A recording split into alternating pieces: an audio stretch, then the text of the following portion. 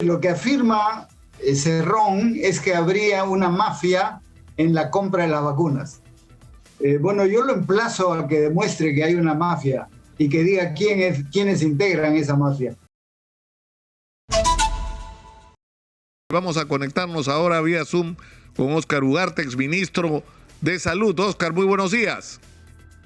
Muy buenos días, Nicolás. Muchas gracias por la invitación. El ministro Condori ha insinuado, ni siquiera insinuado, ¿no? Y Vladimir Cerrón han hablado como a coro, ¿no? Con respecto a la supuesta organización de una especie de mafia en el Ministerio de Salud digamos, han pretendido tender una sombra sobre la negociación de los contratos de las vacunas. ¿Cuál es la respuesta porque te alude sin nombrarte, ¿no es cierto? O sea, el ministro donde se compraron las vacunas eras tú, ¿no? O de cuando se compraron las vacunas. Claramente, Nicolás, rechazando esas acusaciones, porque, es decir, lo que afirma Cerrón es que habría una mafia en la compra de las vacunas. Bueno, yo lo emplazo a que demuestre que hay una mafia y que diga quiénes integran esa mafia. Porque la negociación con las vacunas, con todas las empresas, sea con las norteamericanas, con la china, con la rusa, con la inglesa, con todas, ha tenido determinadas reservas, como son el tema de precios, y de otro lado las condiciones de compra, pero nada más. Y nada de eso es atentatorio ni lesivo contra el país. Además, Nicolás, cuando se iniciaron los primeros contratos, la Contraloría pidió al Ministerio de Salud copia de los contratos y le dimos. Pero no solo la Contraloría, también la comisión que evaluaba la situación de la pandemia en el Congreso, me estoy refiriendo al Congreso que culminó en julio del 2021, y se les entregó. Entonces, los dos organismos más importantes de fiscalización de las acciones públicas, como son la Contraloría y esta comisión específica, es quienes recibieron y punto, no hay ningún escándalo. Nosotros, al contrario, debieran agradecer, este gobierno debiera agradecer al gobierno del presidente Sagasti por haber conseguido 98 millones de dosis, que son las vacunas con las cuales se está vacunando hasta la actualidad. Si no se hubiese hecho eso, no se hubiese avanzado lo que se avanzó hasta julio, ni el gobierno actual hubiese tenido vacunas para vacunar. Entonces, yo rechazo totalmente esas acusaciones. Óscar. Y por esa razón es que está obligado Vladimir Cerrón a decir quiénes integran, qué mafia es y de qué se trata, ¿no? ¿Qué recibieron ustedes del gobierno de Vizcarra y qué le entregaron ustedes al gobierno del profesor Pedro Castillo en vacunas? Con mucho gusto, Nicolás. Yo creo que es importante hacer esa precisión. Mira, el gobierno del presidente Vizcarra solo se firmó un contrato, que es el contrato con COVAX Facility, es decir, este fondo organizado por la Organización Mundial de la Salud, que decía que se iba a proveer de 13.200.000 vacunas, dosis, al país, proveniente de diferentes laboratorios. Sin embargo, ese contrato no tenía ninguna efectividad si es que el país no firmaba con los laboratorios que iban a colocar sus vacunas en ese fondo, es decir, Pfizer, Moderna, Sinopharm, etc. Y como no se firmó ninguno hasta noviembre del 2020, en que fue vacado el presidente Vizcarra, no sirvió para nada. Recién con el gobierno del presidente Sagasti, el gobierno de transición, se firmó el primer contrato en firme, que fue con AstraZeneca en diciembre del 2020. Aunque se sabía, porque lo dijo AstraZeneca, que no iba a poder entregar hasta septiembre del 2021. Entonces fue firmado, pero para entregar posteriormente. Y luego se firmó el contrato con Sinopharm. Eso fue en enero del 2021, y el contrato con Pfizer.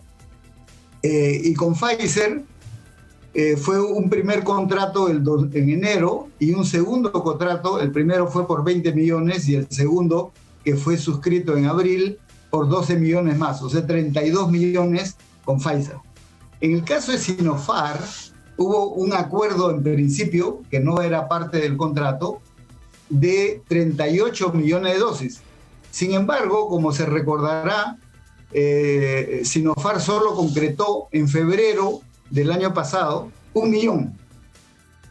Y luego se fue ampliando por tramos, y hasta julio se suscribieron contratos adicionales a ese millón de Sinopharm por otros 15 millones. Primero 1 millón más, después 3 millones, después 10 millones. En total 16 millones con Sinopharm hasta julio. Con Pfizer, como ya hemos dicho, primero fue 20 y luego 12, o sea, 32 millones. Y luego se ha suscrito también en ese periodo el contrato con Gamaleya. Gamaleya, la vacuna Sputnik, por 20 millones, que sin embargo, que ellos no pusieron fecha cuando entregaban, pero quedó pendiente porque la Organización Mundial de la Salud le hizo observaciones a las buenas prácticas de manufactura de la vacuna Sputnik. Y por lo tanto, Sputnik no ha entregado, digamos, a ningún país a partir de ese momento. Y se dejaron precontratos para el 2022 con Pfizer por otros 35 millones, con Moderna 20 millones, con Johnson & Johnson por 5 millones, aparte de también abierto con Sinopharm. Entonces, en resumen, lo que se consiguió para julio, y es lo que se entregó, digamos, ya en ejecución al gobierno del presidente Castillo, fueron contratos, resumo, 32 millones Pfizer, 20 millones Sputnik, ahí ya van 52, 14 millones con AstraZeneca y 13 millones 200 mil COVAX Facility, más algunas donaciones, el caso de Estados Unidos, que fue conocido por 2 millones, en total 98 millones. Lo que se entregó en firme al gobierno del presidente Castillo, y eso fue en la entrega de cargo con el exministro Hernando Ceballos, fue por esos 98 millones de dosis, parte de lo cual ya estaba en plena ejecución, y eso es lo que ha servido para seguir vacunando hasta diciembre y hasta ahorita. Bueno, eso lo ha reconocido, Oscar, lo ha reconocido el propio exministro Hernando Ceballos, ¿no?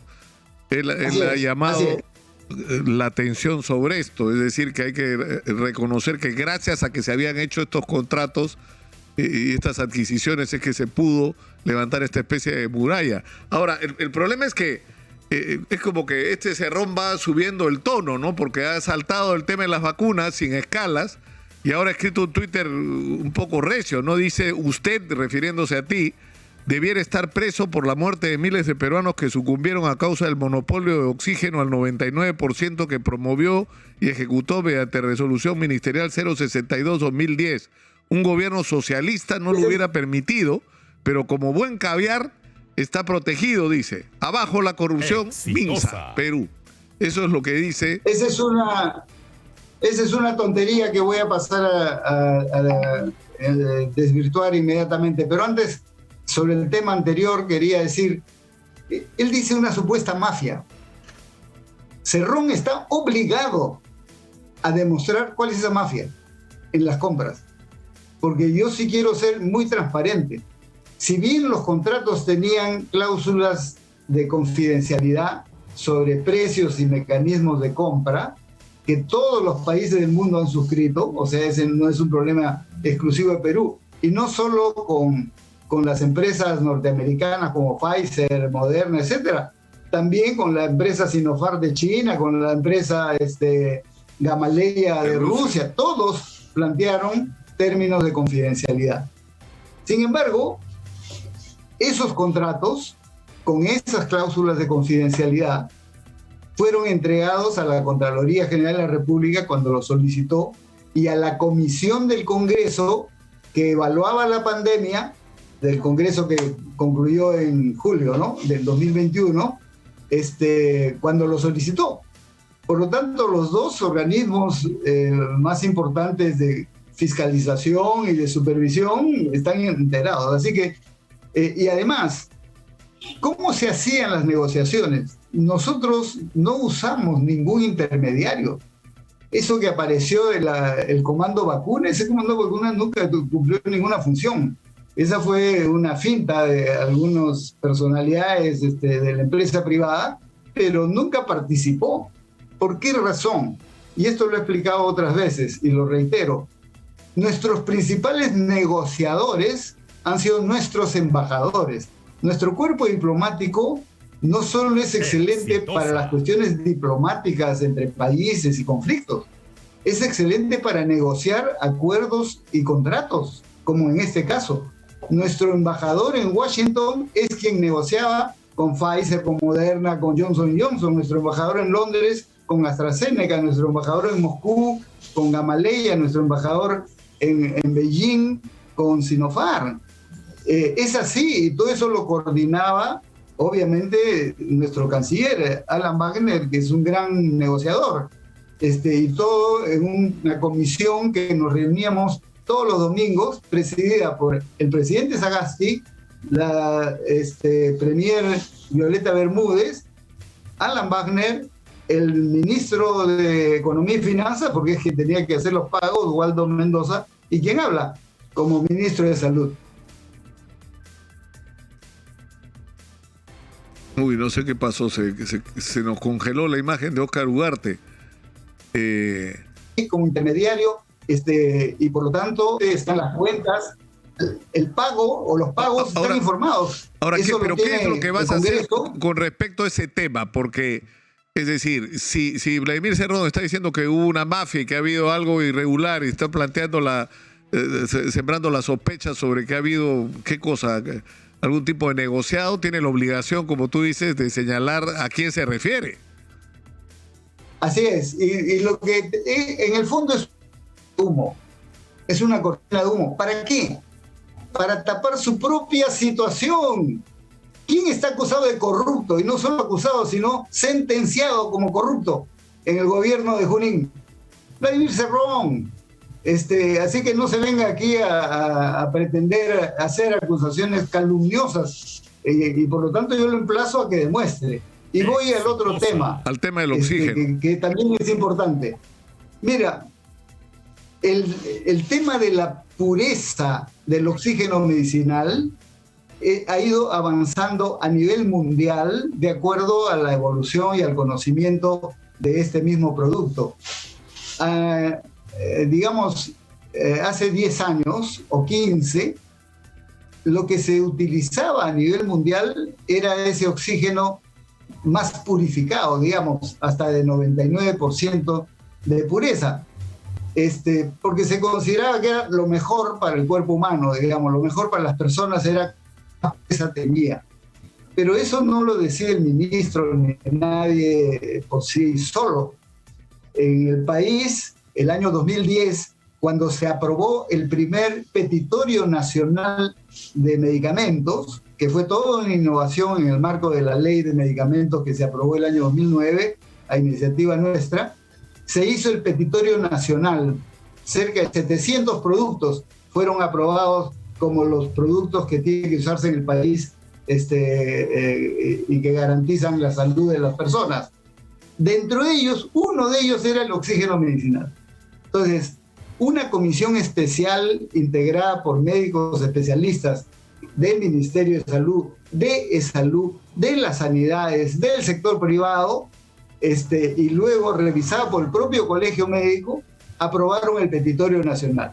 Y así como se aprueba, por decir, el antibiótico amoxicilina de 500 miligramos, se hace la precisión, ¿no es cierto? El otro antibiótico de tantos miligramos, la composición química.